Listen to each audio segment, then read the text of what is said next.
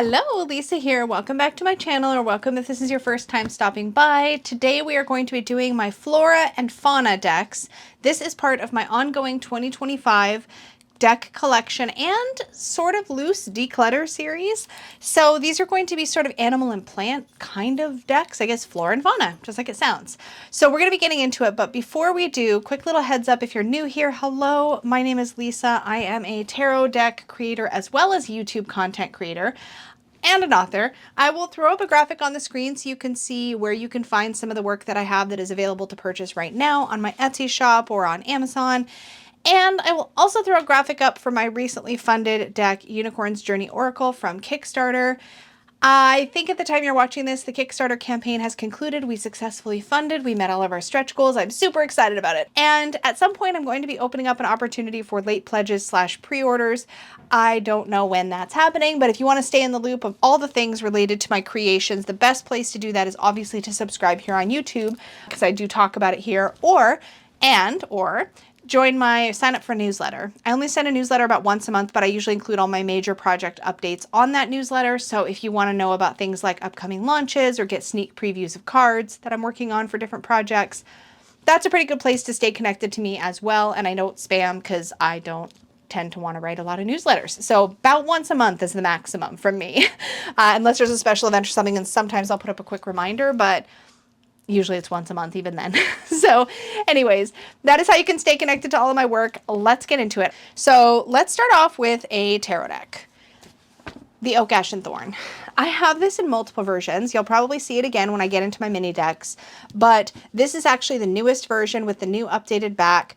I haven't even shuffled it yet because it's the new version, but I love this deck. If you watched my Tarot with Training Wheels series, then I used this through a big chunk of that series. You'll know that I love this deck. It's a really great animal-based deck that does not feel inapproachable if you don't know animal lore. Basically, this deck functions really beautifully as like a standard like Rider-Waite-Smith tarot deck that also happens to feature adorable animals. It's cozy vibes. It always feels a little late summer, early autumn to me for some reason, even though I don't know if that's intentional. It's just really well done. You have beautiful major arcana, obviously, that are super sweet with all the animals, but then you also have these adorable squirrels through the cup suit. You have rabbits, or I think these are hares, through the pentacle suit. You have crows for the sword suit, and then you have foxes for the wand suit. And like, I couldn't ask for anything more. But it's one of my most readable animal decks. You know what? I need to shuffle it. The fact that it's still in order is really bugging me. My other copy, my first edition, is so well worn that the edges are all like yellowed and stuff now. So it's really nice to have this like pristine copy. They basically the creators of this deck made some changes to unify the fonts between the different decks from their same line of decks, and to update things like the borders, and they changed the back design, just a few smaller changes, but I really do like the updates. So I went ahead and swapped out to the new version. There, that's a little better. It's not perfect, but I have a nice change. Anyways, this deck is totally safe in my collection. I absolutely love it. It's the kind of thing that when I want this energy, it's like, it's what I want. Like, that is the vibe, and that's what I'm going to reach for. So really, really love it. And that's that. That's the Oak, Ash, and Thorn. Okay, let's take a look at an Oracle deck. The When My Soul Whispered Oracle this is the indie version, but this deck is now available mass market. I love this deck. I think it pairs well with a ton of things if you like pairing your decks. The cards are a little smaller than standard tarot size, so I'm surrounded by decks and I'm like, I need a comparing point. Okay, here's one that isn't a preview of something else I'm going to show. I'm just going to use my own because it's right here and I know the size.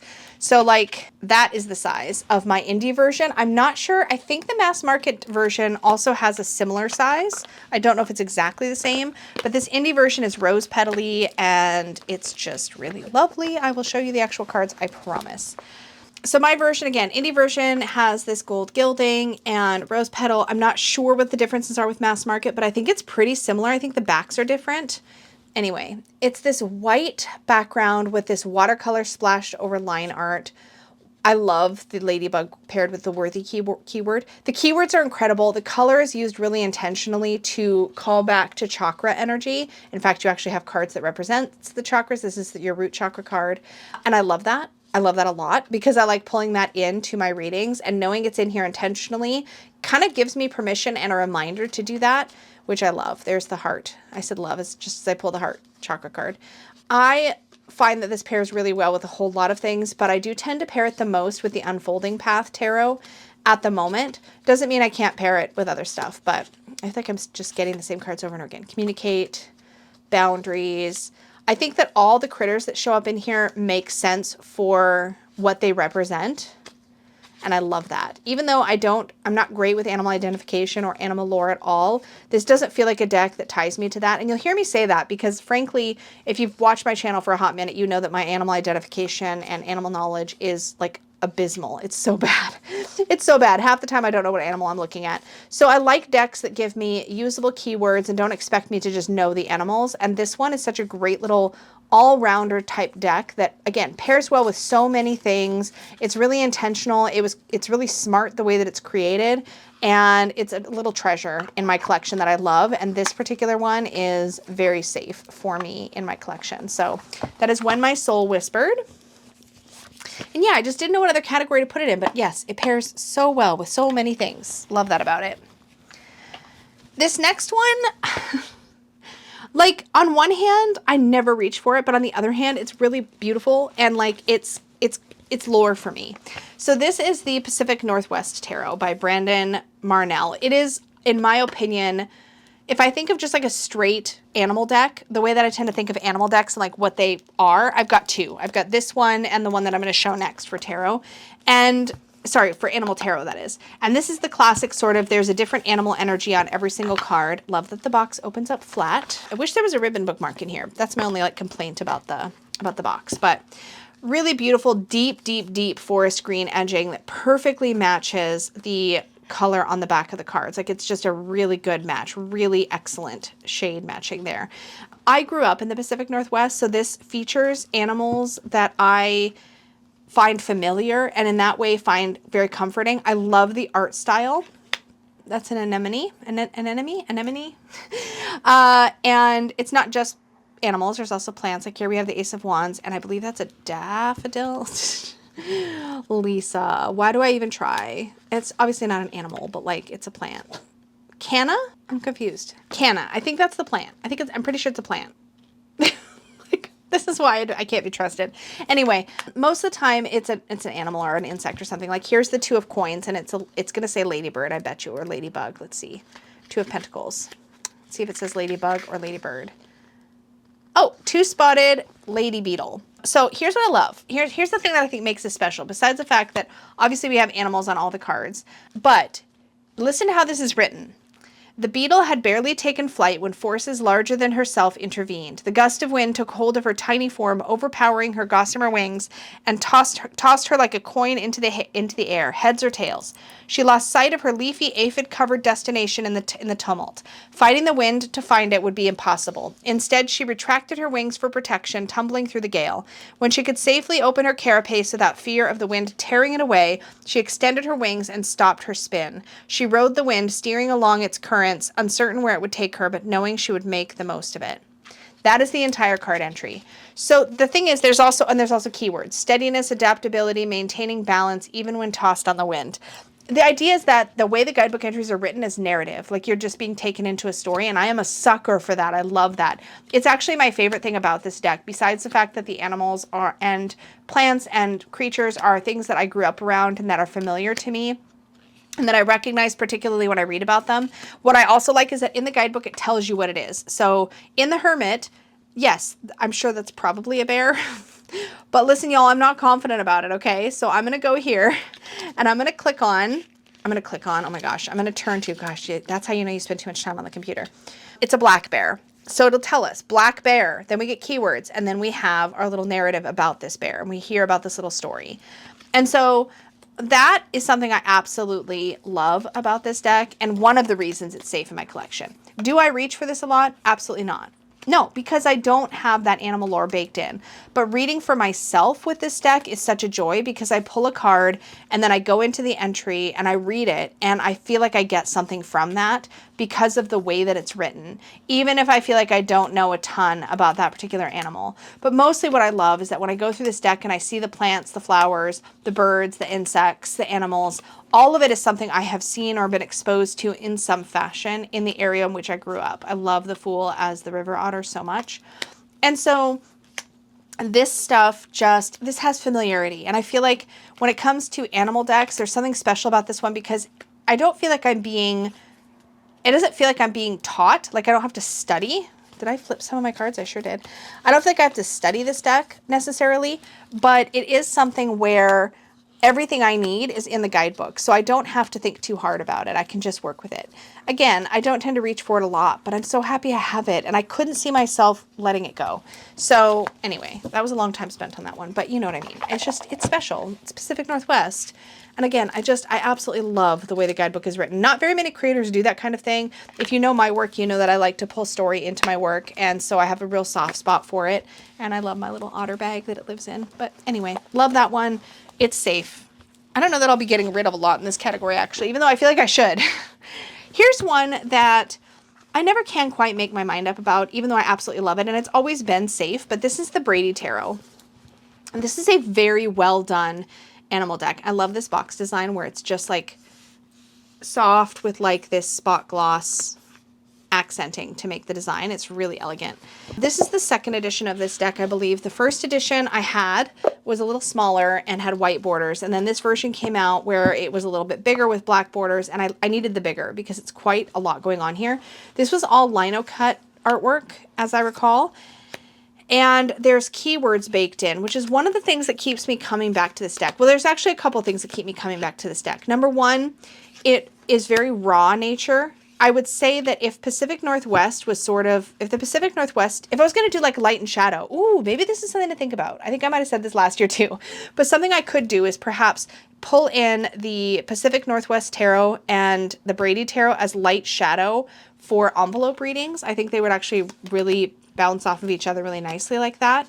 But this feels like it's raw nature. It doesn't shy away from the reality of nature. It's not glossed over. It's not made pretty. You have predators in here and the reality of the cycle of life in here. And my nickname for this deck is I call it my National Geographic Tarot because that's what it feels like to me. It feels a little bit like the National Geographic. Like it's very striking. It's got intensity.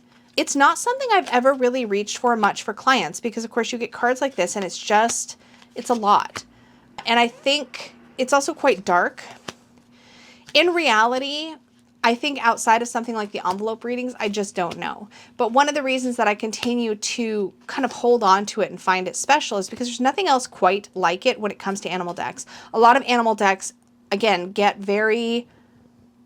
a little fluffier. And that doesn't always feel like the reality of nature to me. But on top of that, the guidebook was also written by Rachel Pollack, and I just can't. Like it's written really well. And you do learn a little something about the animals when you read these entries. And I really love that about this. So there we have it. It ends up being something that I continue to hold on to and don't really reach for all that much, if I'm being honest. But it also is very, very unique. And I don't tend to reach for my animal decks as much as I reach for other decks, but having stuff like this and the Pacific Northwest Tarot in my collection kind of keeps me feeling like I have all I need when it comes to animal decks. In fact, if I'm looking at what I have on the table now for just general sort of nature decks, nature/animal decks, it's just these two. It's Pacific Northwest and it's Brady. And they do offer a different energy. This one's more light, this one's more shadow. And so again, I think I might need to consider pairing them for like envelope readings for a year or pulling them out and literally doing light shadow readings with them or something to perhaps bring them into rotation more.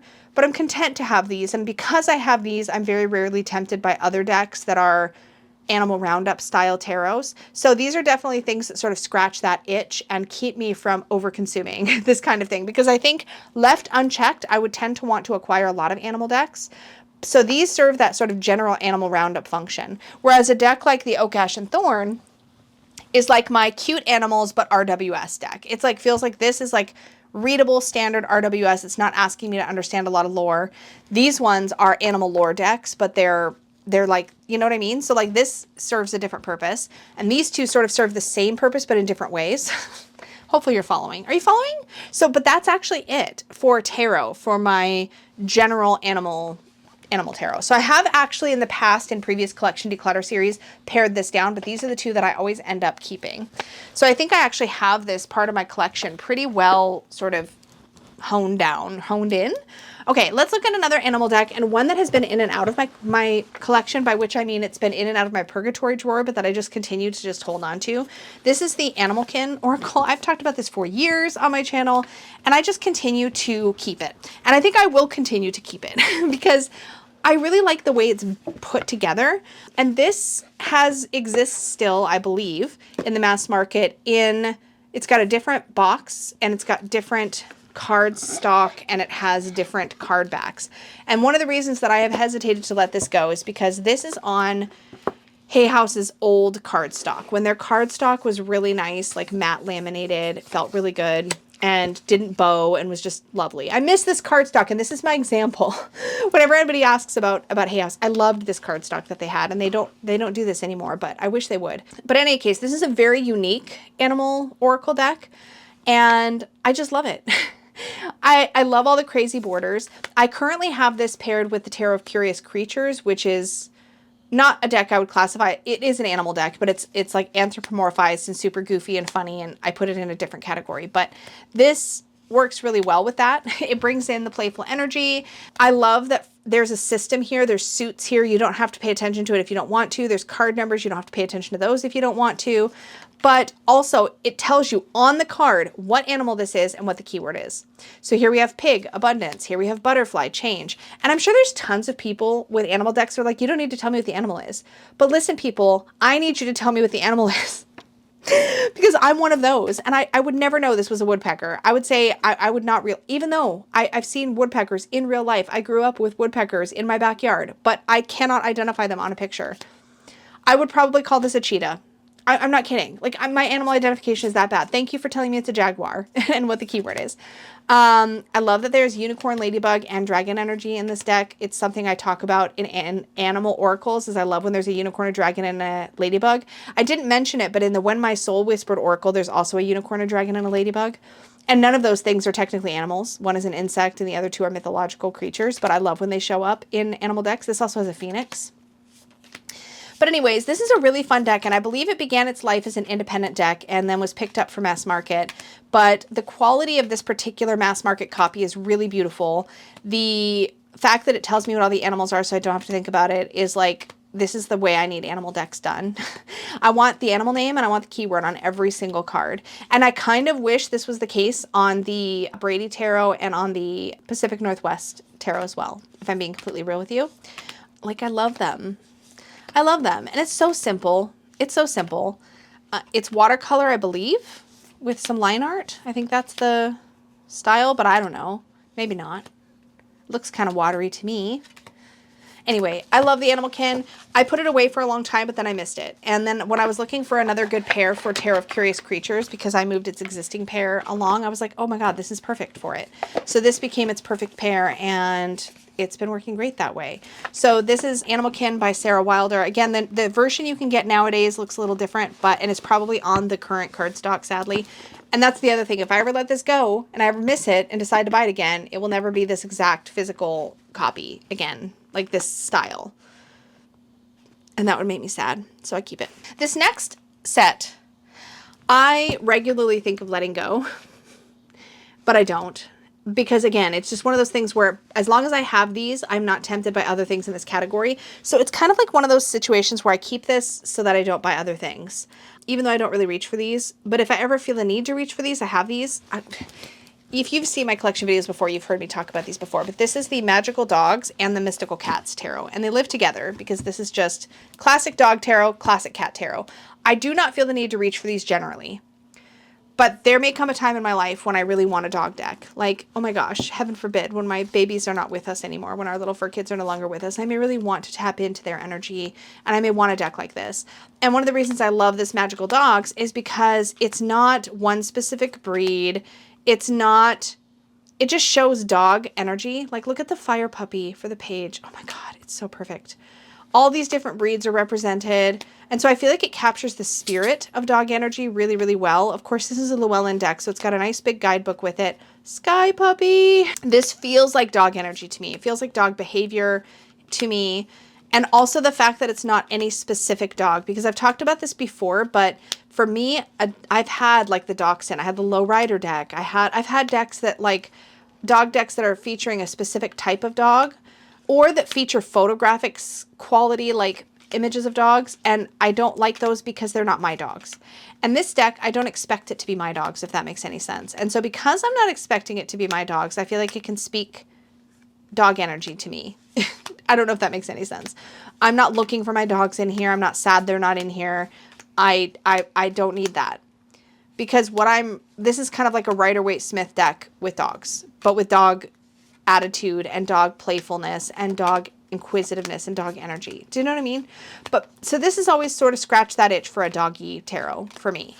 And there have been so many other ones I've looked at and I've been like, oh my gosh, that's so cute and I want it. I want it. But this is the only one I actually need. Not that I need a dog deck, but on the occasions also where I've read for somebody else about a pet, having a dog and a cat deck in my collection has been handy, because the most common pets we're going to have are dogs or cats, right? In like the household. And so I've found that useful, particularly in client readings, whenever I've been asked a question that involved a pet, to be able to pull this in is really nice. I haven't needed to do that more than maybe less than 5 times probably ever.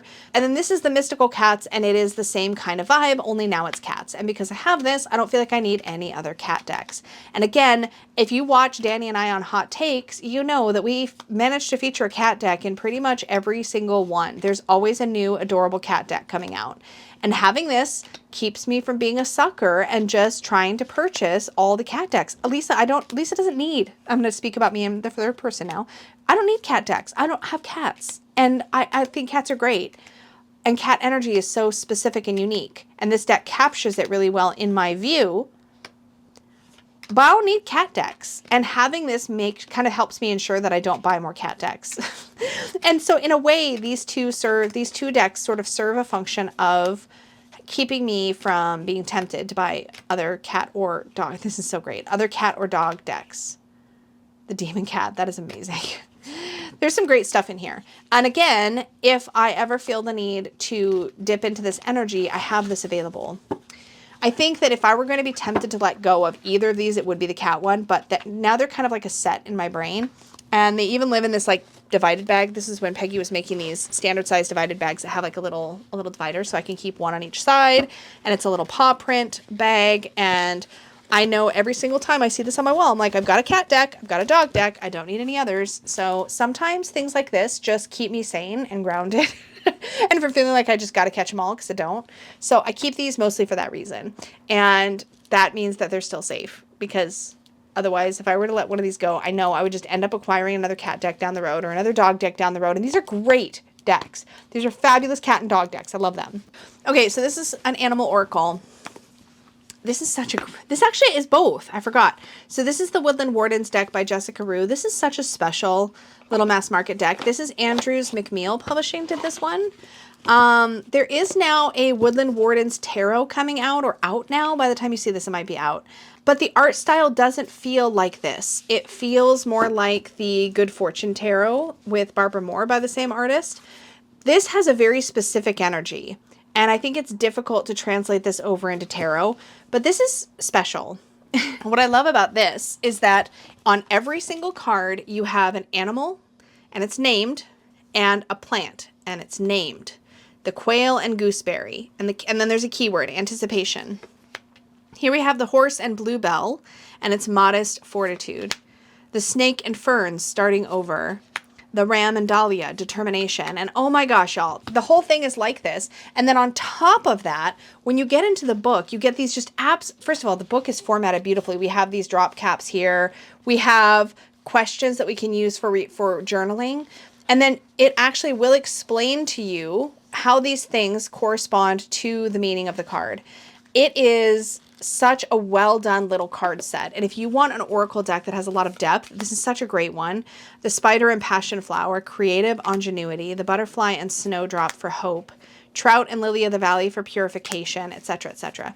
This is really great, and I'm actually looking at this now thinking it might pair really well with the next deck I'm going to show, and I hadn't really thought of a pairing for that other deck yet, so we're going to get into that in a moment. But part of my issue with not reaching for this very much is that I do like to use Oracle, usually in combination with Tarot. I don't often reach for Oracle by itself. I feel like this might actually also make a lovely bedtime pull. Just to pull a card, consider the artwork, and then read the guidebook entry. I feel like that might be really soothing because of its combination of plant and animal energy. But that's what makes this unique, is that it's not an animal deck only. It's not a plant deck only. It's both. And it does that so elegantly. But I'm going to keep this out because the next deck I want to talk about is actually the Children of Ostara Tarot by Zia Hunt. Oh my gosh. Okay, so I fell in love with this when this came in, and I tried with the Children of Litha and couldn't do it because it was all animal. This is plant-based, and actually, okay, tell me what you think, but I think these actually will go really, really nicely together. We're going to take a look at a guidebook entry and just see, but I think these might be my new pair. Okay, so let's take a look at this. So here we have the Four of Cups, and we have the Weeping Willow. Oh! That says Goat and Willow. Okay. Wow, that was unplanned. Okay, let's look at the Four of Cups and see what it says, and then we're going to read what the Woodland Warden says about this, because that, if I needed a sign, like, that was it. Holy cow. Okay, so Four of Cups.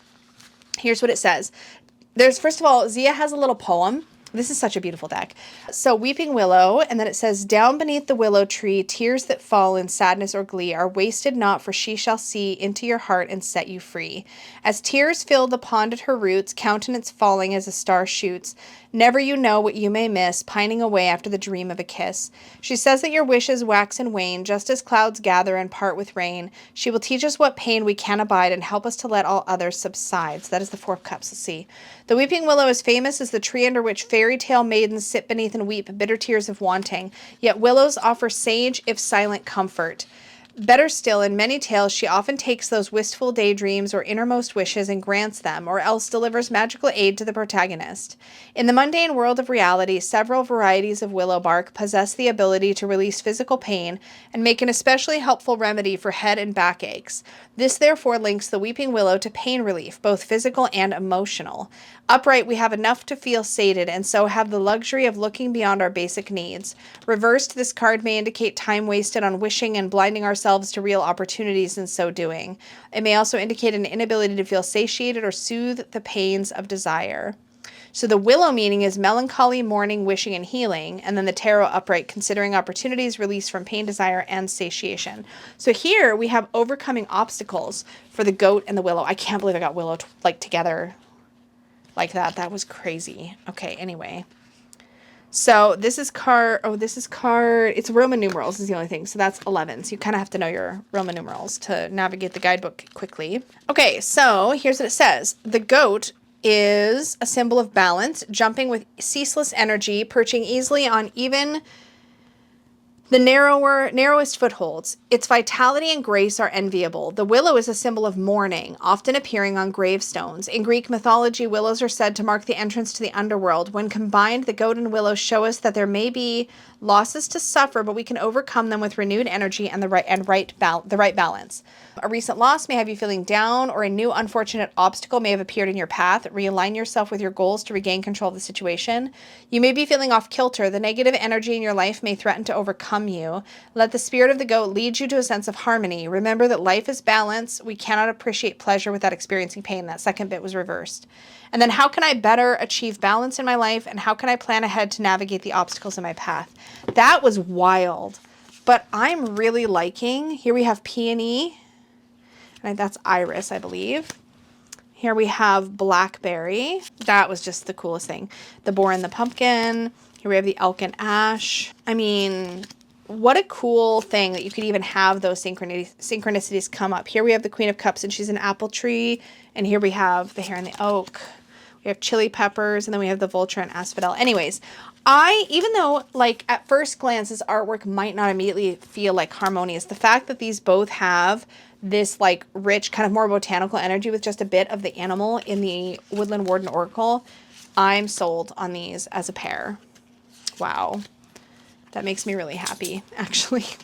Okay, that was really fun. I didn't know if I was going to be able to pair anything in this category. It wasn't really my goal at all in this collection series, but that was super fun, and I'm going to pair these up for myself by hanging them together on my wall.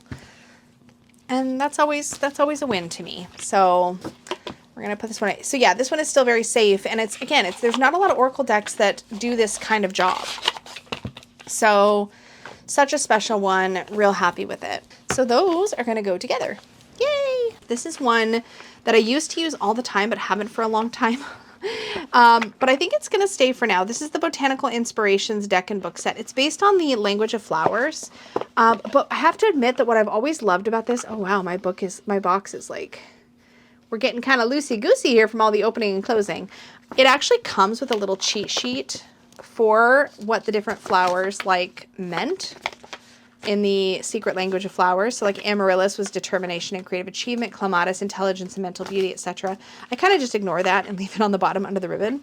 What I love about this is it's got this vintage look to it, which I've always enjoyed, but what I really like, believe it or not, this would also pair probably really nicely with the Children of Litha, but in this case, it's like flowers, and then there's like sort of a meaning, so hidden secrets. These are like the floral meanings, but I really like the quotes. So here we have Red Rose, and it says, 3 things cannot be long hidden, the sun, the moon, and the truth, and that's Buddha.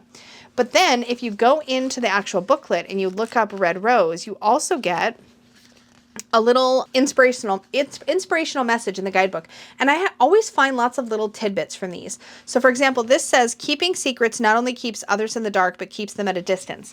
Always speak your truth, even when you think it may hurt. It's better to make someone cry with the truth than to make someone smile with a lie. And I'd often find myself writing those little inspirational messages in my journal when I use this deck. And again, it's one of those things where there's not a lot else quite like it. And I also find that this deck works really beautifully when I need something kind of vintagey to pair with a deck that has that sort of feel. Like if I was pulling out, say, the Tarot of Delphi, I might grab something like this. If I'm pulling out Mystic Masters, I might grab something like this. If I'm grabbing out certain collage decks, I might pull this in. Now, this deck's going to have some competition, though, because I have pre-ordered the Almanac. I think it's called an Almanac of Birds. I talked about it in my July hot takes with Danny. We were both wowed by that deck. And that also has kind of a vintage aesthetic, and it's got birds and then these poetry on it. That might scratch the same itch that this deck scratches, if that makes sense. And I'm not particularly attached to the flowers in this. It's the visual aesthetic, it's the quotes, and it's the little inspirational messages. So if that Almanac of Birds does the same kind of job and also maintains that vintage aesthetic, it may put this one out to the curb, but I'm not there yet. And so I probably wouldn't be deciding that until a future collection review. For now, this one sort of has this spot in my collection because I don't have a whole lot else that does this job. So I really like it, but I'm not attached to it for its own sake, but rather how well it works when pulled in with other things. So safe for now. Yeah, I don't think I'm actually letting anything go this collection because this next one I'm obsessed with. This is the Midnight Magic Tarot, and I love this deck. Maybe it's just for a time. Maybe I'm just having like a moment with this. I don't know. But this is by Sarah Richard. I almost bought, I stopped myself because I don't need it. I really don't need it. But there is a book that Sarah Richard has illustrated. I think it's literally called like The Magic of Fungi or The Magic of Mushrooms. It's on Book Outlet, so it's on for a discount. It's like a hardcover book. It's like $10. It's got her mushroom illustrations all through it. I almost bought it, but I don't need a mushroom book. This actually serves that function for me quite beautifully. I didn't have a thing for mushrooms. I don't have a thing for, I mean, maybe I do now. I don't know. This deck has made me really appreciate mushrooms. And I just really had so much fun reading with this deck. I worked with it in June. I raved about it in my monthly deck reviews then. It's not the aesthetic. It's not the artwork, although they're both beautiful. It's the fact that it tells me what kind of mushroom it is. And then in the guidebook, it links that mushroom with the meaning of the card in a really clever way that has taught me both about the mushrooms, but also new ways of looking at the tarot. And that is my favorite thing ever. If you can show me a deck that will teach me about something else by using my knowledge of tarot to help me remember or notice things about something else. Maybe it's an animal or a plant or a flower, in this case a mushroom or whatever. That's awesome, because then I get to learn something. But then also, if that thing that I'm learning about is really, really well attributed to the tarot, like it really makes sense, now you've given me another new way to look at the tarot, and that always excites me. Yes, show me new ways to look at the tarot. Show me a new perspective. Show me something that I haven't considered before. Say something in a different way, because that builds my vocabulary around every single tarot card, and I freaking love that. That's one of my favorite things. That's one of the reasons why I love having a variety of decks to work with, because each one has a different way of showing me the tarot, and that is amazing, because I love the tarot system, and the fact that I can continue to learn new things, spot new things, experience new things with every card is one of the reasons I'm so passionate about it. I just love that archetypal language, and being able to look at that language in new and different ways all the time. It just makes me super happy. So that is the Midnight Magic Tarot. I have the Earthbound Oracle. Funny thing about this deck, I don't actually use this hardly at all anymore, but it's such a special one that I don't also see myself letting it go anytime soon. But it's a very simple oracle that was illustrated or painted on wood paneling. And you can see here, it's by the same creator that did the wooden tarot. And there's something about this. This pairs really nicely with the Brady tarot. I should probably just hang it with the Brady tarot, but it works really well. It's got that kind of raw, earthy nature vibe to it. But I really like the keywords. I like the artwork. There's a little bit of an odd nature to it, but there's also a little bit of wildness in it. A little bit of, I want to say brutality, but that's way too strong of a word. Really cool keywords. Love this pomegranate. And there's something about this that just works really well with Brady. So I tend to pair it with Brady, but I think I need to literally hang it with the Brady tarot. Like, look at this failure card. How potent is that? It's just a great little oracle. And this creator also has a Lenormand, I don't know if it's still available, but a Lenormand deck, as well as, like I said, the wooden tarot. But I've always really loved it. So this is the Earthbound Oracle. Skull Garden, I believe, is the name of the creator. I'm going to hang that, though, with the Brady tarot, because I think that's the only time I really reach for it. So, but it's safe. Okay, let's look at this one. I'm not sure if it's safe or not. I haven't really paired it with anything. And it was an impulse buy, but this is the Soul Trees Soul Seeds Oracle by Allison Williams Yee. It's really beautiful. I don't know. I can't decide. Let me show you and we can go from there. So it's really pretty colors, I have to admit. The gilding on this has a bit of a lip on it, which is not my favorite thing ever. But the artwork is so pretty. So Alchemy, oh no, is it still in order? That's a bad sign. That's a bad sign. That means I have not worked with it since I got it. Oh no. And the cards are sticking because of that gilding issue. Believe, Bouquet, Cheer. This wasn't, like I said, this was an impulse buy. Oh, it's totally still in order. Cohesive, Connect. There's a good number of cards. I do not like when the gilding like wraps like that. How many cards is there in here? Does it say? 80 cards. So good number. And the art has got this pretty nighttime kind of starry vibe to it. This is by the same creator that did the, I think they're called the Soul Trees. I can't tell if that's one or two cards. Oh my gosh, I hate that sensation. I think that's just one card. Curious, Divine, Doorways. Oh, the way that that gilding wraps. If you've ever had a deck that does this, it's where the gilding kind of rolls around the edge and you have this like little lip right there on the back.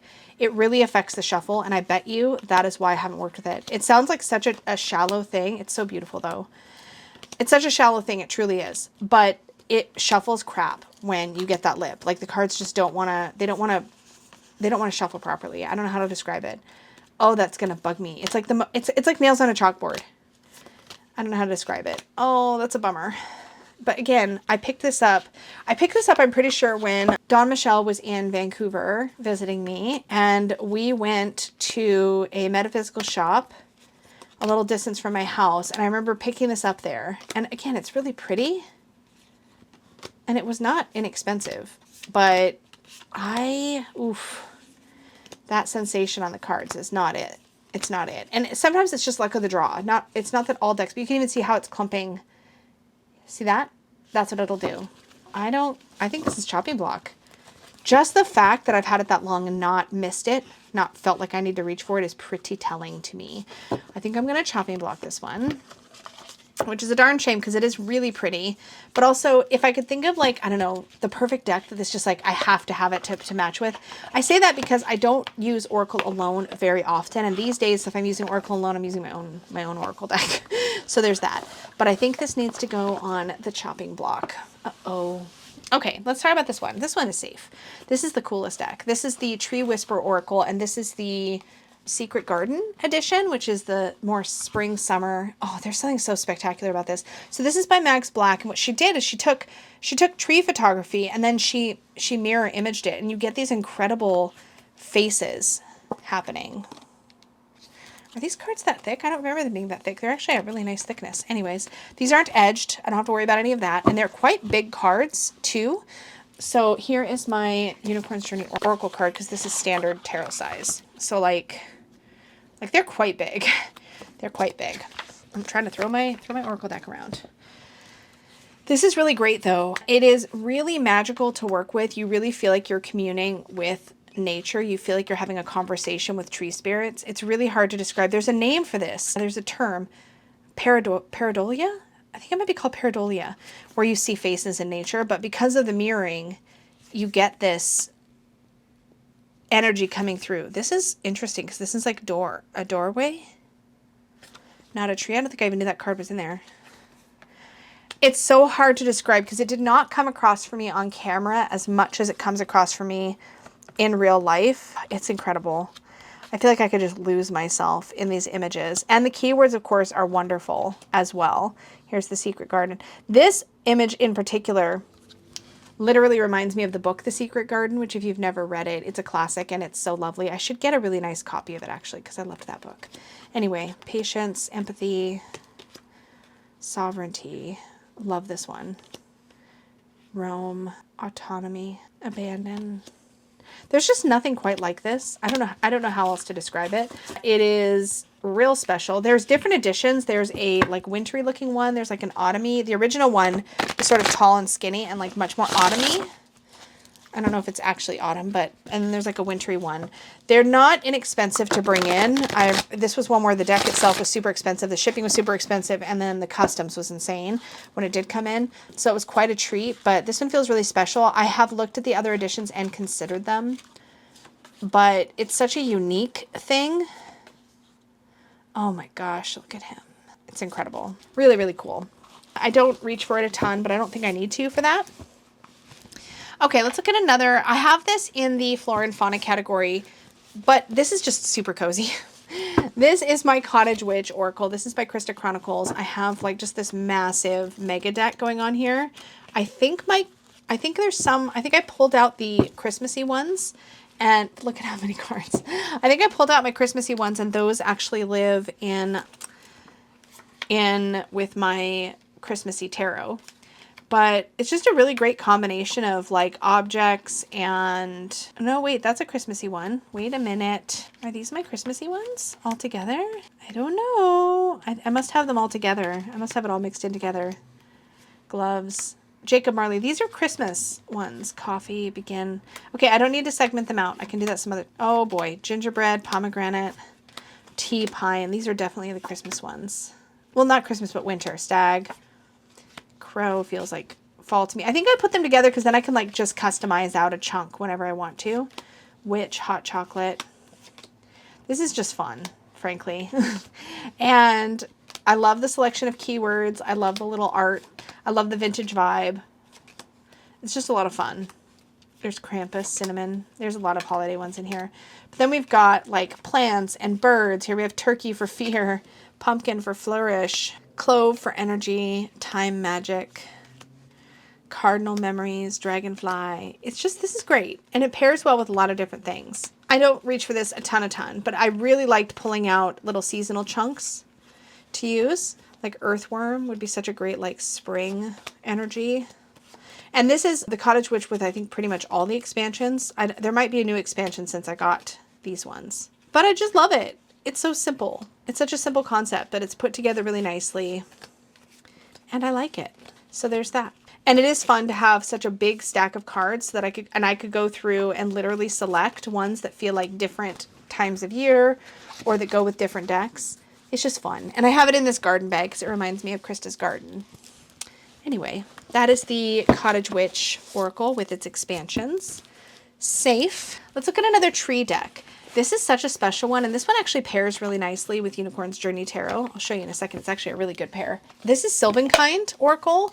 I freaking love this. This is by Greg White. Now, Greg White put out a tarot deck initially that was all like leaves and shapes, like water drops and shapes with the artwork inside. Really cool. I didn't end up picking that one up, but I'd followed this artist for a long time, and when he came out with this Silvenkind, I loved this, and I still love this. There is a strong conservation bent into the guidebook, but it's also just really beautiful, and the keywords are very relatable, and these tree spirits featured throughout are so magical. It adds so much wisdom. The illustrations are very evocative. Oh my gosh, it's so gorgeous. There's all these different kinds of trees. There's a ton of tree energy. It's really good. Tenderness, I love that. Self-expression, trust, clarity, disintegration is such a cool keyword. And this has got a lot of good balance in it too. But let me just show you this actually with Unicorn's Journey Tarot. Oh my gosh, it's such a good fit. And then I'll put the Oracle on the other side and you can totally see, hopefully you'll pick up what I'm putting down, but I think they work really well together. This is Unicorn's Journey Oracle, but look at these. Look at them. Okay, they're crooked, but otherwise look at them. Like, let me just take a chunk and a chunk. It really, really works well in this family. Totally different art style. And yet, look at it. Look at it. It's so good. Pride with the Two of Air and Detachment. Look at that. Look at that. It's so good. It's so good. So yeah, I have definitely paired it with UJT before. I haven't paired it with the Oracle before. Because I just got my prototype in recently, but putting that in a family feels really good. I like that. I like it a lot. But yeah, I think I showed that card already. Curiosity is such a good word. And this deck is on a really nice, smooth playing card type finish that feels really good. It shuffles really nicely, and the guidebook is like a nice big guidebook. Look at family. Oops, family. Trust. Uncertainty. It's so great. Release. Manipulation. Love that. Got the foxes surrounding the little bunny. So good. I love this rumination card. Oh, so good. This is a great one. It's a great one. And I don't hear a lot of people talking about it, but look at the inscription on the inside of the box. What does kindness look like? Oh, so good. I'm going to turn it that way. So good. Love it. So that one lives in this tree bag. Next up, we have the Apothecary Spirits Oracle. This was sent to me by Eric Maley. Here's my struggle with this one. I have the Woodland Wardens deck, which tends to be the one that works the best for me for botanical energy, but this one is so pretty. Oh, I zoomed out. I should zoom back in. Okay, so I added my own keywords to this in my video. So here I have Vitality for coffee, Severing for the shears, Revelation and Awakening for juniper. It's really pretty. I don't know Vulnerability for the wisteria, Community and Variety for the 4 o'clocks, Whimsy and Playfulness for mimosa, Compassion and Self-Care for chamomile. This was a collaborative deck because it's Michael Anthony, Thomas Whitholt, and Eric Maley. Gardening tools, I've got Foundation here, Refuge and Sanctuary for marshmallow, Cleansing and Purging, Core Essence for mortar and pestle. This one is Individuality for echinacea. I'm not sure on this one. I think I might chopping block this, not because it's not beautiful, but because I have a hard time, even with my own keywords, I've had a hard time bonding with it. And it's so pretty. I love the art style. But I'm not necessarily gelling with the herbal energy of this. I don't know why. It's just not quite working. Lily of the Valley. But it's been really fun to play with, and I think that's part of my problem is it has been really, really fun to play with. Let me give it a shuffle and do a little energy obstacle advice and see how I feel about it. Energy. Multiplicity. Yes, and I wrote. Okay. Obstacle is vitality. Maybe that's what it is. The energy is just not, it's not coming through. And the advice is, oh, shears.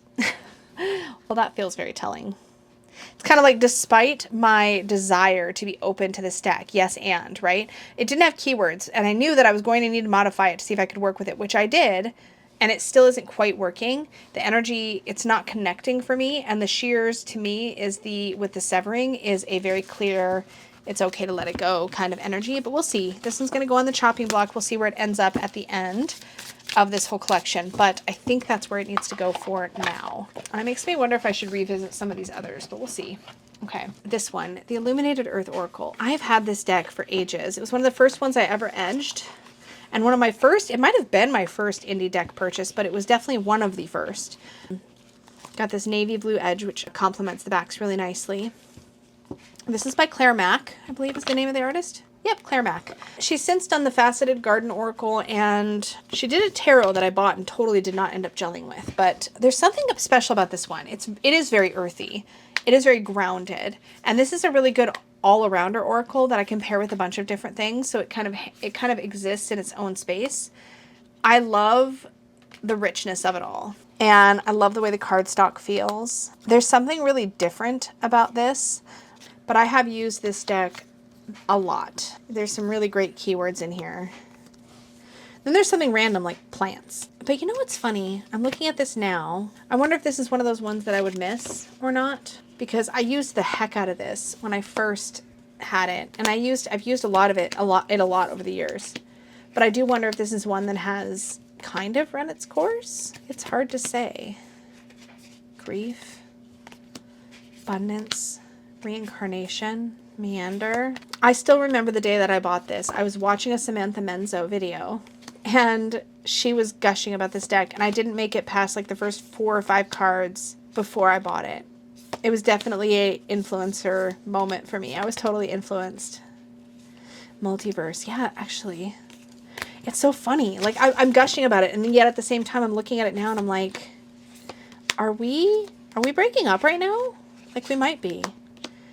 And as much as this is like a mainstay, or has been with me for such a long time, and I do love the artwork, and this is a Seattle artist too, I do wonder if it's like, when I want this kind of thing, there's other decks I tend to reach for instead, like the Roots and Wings Oracle, or the Connected and Free Alchemist Oracle. And looking at this now, it's so much more abstract than I remember, and I remember thinking that was just the coolest thing about it. But now, I don't know. I think I might put this on the chopping block, which is incredibly unexpected. This has been so stable in my collection for such a long time. In fact, even look at this. Look at the creator. I still have it in the box. Unless yep, look it. There was this little botanical bit. It's kind of falling apart in there. This little bit of cedar with a little cord and a little feather that was packaged in with it, and it stayed in there the whole time. Oh my gosh, memories. Memories, but I think I might be breaking up. I think we're breaking up. We'll see though. We'll see though. I'm going to put this on the chopping block. And that's it for Flora and Fauna. Thank you so much for hanging out for this portion of my collection. Do you have a lot in this category? Do you tend to amass a lot of things in the Flora and Fauna category, or do you maybe categorize your things differently? Let me know in the comments down below. As always, thank you so much. And an extra big thank you goes out to my Unicorn Fam channel members. Thank you so much for your support. I appreciate you so much. And for everybody watching, make sure you click the like button, you subscribe, you do all the things. Those things do help the channel, and I appreciate them. Until next time, may your magic always shine from the inside out. Bye.